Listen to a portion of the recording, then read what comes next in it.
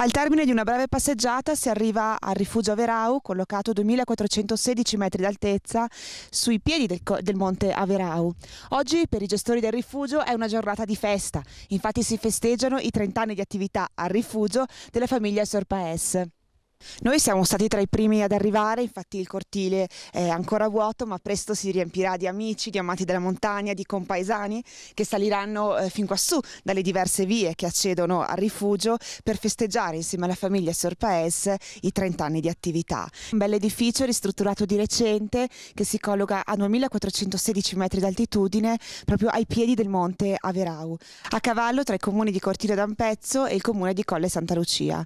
Il rifugio è gestito da circa 30 anni dalla famiglia Sorpaes che ne prese le redini nel 1980, ma la sua storia è lunga e affonda le radici oltre un secolo fa. Il primo edificio sorto nella zona risale alla fine dell'Ottocento, poi nel 1903 la famiglia Finazzer costruì una struttura più solida a 2 piani con un tetto, a cui viene dato il nome di Rifugio Forcella Averau.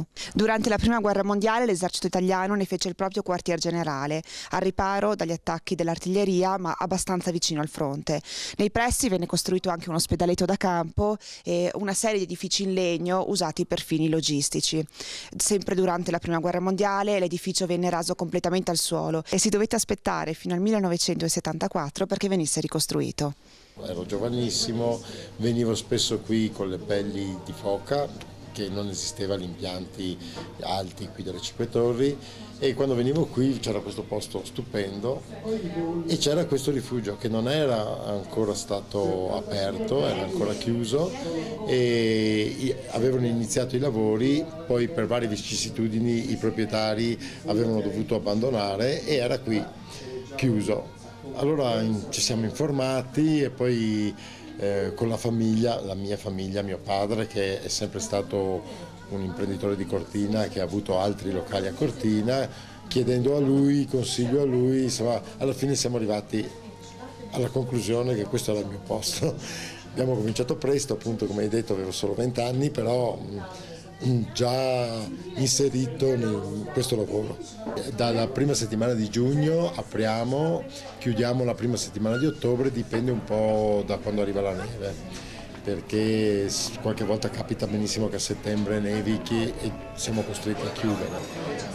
E poi c'è la stagione invernale che inizia con i primi di dicembre, neve permettendo, che quest'anno ce n'è stata poco, però dai primi di dicembre fino alla settimana dopo Pasqua. Beh, la giornata di rifugio è lunga perché alla mattina la gente che è in montagna è abituata ad alzarsi presto, prima di tutto perché il panorama della montagna alla mattina è stupendo, ci sono le albe con i suoi colori, d'estate la gente che dorme qui spesso si alza presto per andare in cima all'Averau, in cima al Nuvolao a vedere appunto l'alba, per cui alle 5:30 qualcuno già si alza, noi no, noi prepariamo, ci alziamo alle 6, 6:30, prepariamo le colazioni così perché poi abbiamo tutta la giornata e chiudiamo, i rifugi normalmente chiudono alle 10 e in realtà noi siamo organizzati che facciamo anche delle cene e per cui l'orario di chiusura non è un orario fisso, qualche volta arriviamo a mezzanotte e così,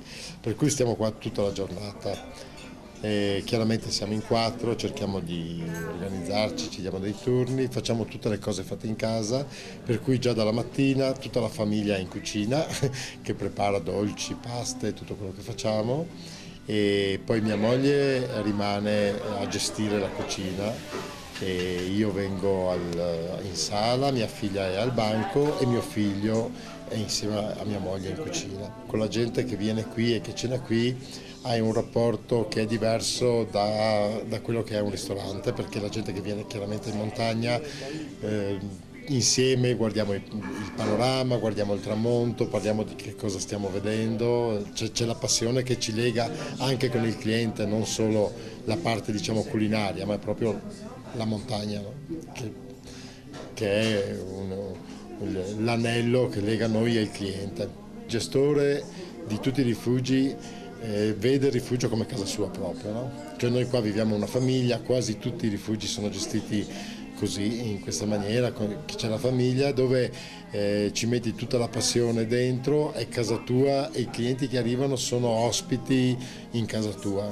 Noi siamo appassionati di cucina, io, mia moglie e mio figlio ha fatto la scuola di cuoco, di conseguenza noi siamo molto legati, ci piace mangiare bene e si vede perché siamo tutti belli e di conseguenza voglio dire la nostra passione che è la cucina insieme con l'amore di montagna facciamo sì che la gente si trovi bene nel posto dove cerchiamo di fare così e facendola anche mangiare cose che poi sono cose abbastanza nostre, nel senso che noi prendiamo i piatti tipici locali però li rivediamo, ci piace provare, ci piace fare cose particolari, abbastanza personalizzate. Qui siamo nell'area Ragazzo dei Cinque Torri dove si è svolta la Grande Guerra e c'è il museo all'aperto, sono state ripristinate le trincee delle Cinque Torri, c'è il famoso piccolo Ragazzoi con le gallerie e così, ed è nato un giro sciistico nella stagione invernale che si chiama il Giro della Guerra. In occasione del Giro della Guerra noi abbiamo pensato di fare un piatto per commemorare questa cosa e abbiamo inventato il cappello alpino. Se si guarda tutte le vie che sono state fatte qui attorno, la Tofana, la Velau, le Cinque Torri, sono tutti ampezzani e abbiamo tanti austriaci che hanno arrampicato qui a Cortina. Adesso non sarebbe più così, adesso appunto abbiamo appena detto c'è il mondo che viene qui ad arrampicare, a passeggiare così e le Dolomiti sono sicuramente più conosciute. Allora, Surprise è un tipico nome ampezzano. Ampezzano vuol dire che la mia famiglia è originaria di Cortina. Allora, a Cortina si dice ampezzano uno che vive a Cortina da sempre e sono tra le 15-16 famiglie che sono originarie di Cortina, che hanno fondato Cortina. Infatti noi abbiamo lo stemma di famiglia che è esposto sul comune vecchio di Cortina d'Ampezzo, mentre si dice cortinese le famiglie che vivono a Cortina da molti anni anche loro, che però non sono originari di Cortina. Lontano dalle Dolomiti no, io amo le Dolomiti, sono qui, difficilmente riuscirei a staccarmi da questo posto. E certo la montagna è sempre bella, però i colori delle Dolomiti, il paesaggio delle Dolomiti non solo per detta mia ma a sentire dire da chi viene qui è diverso, li chiamano i Monti Pallidi per i colori, per queste cose, però non andrei via dalle Dolomiti.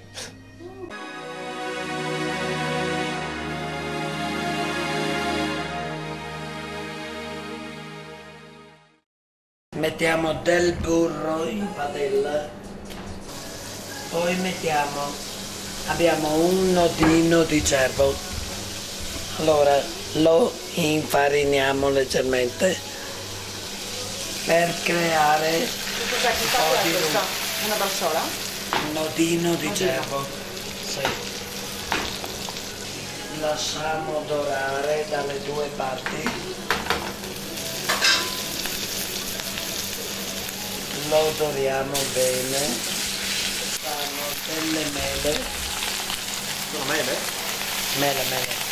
Mele, dei pinoli, lasciamo andare ancora un po' e si tosti un po' tutto, aggiungiamo il sale,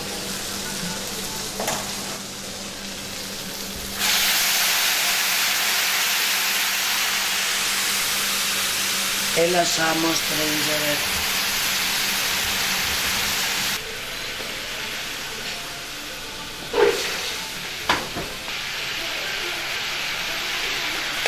Mettiamo la bracciola sul piatto, riduciamo un po', perfetto, e poi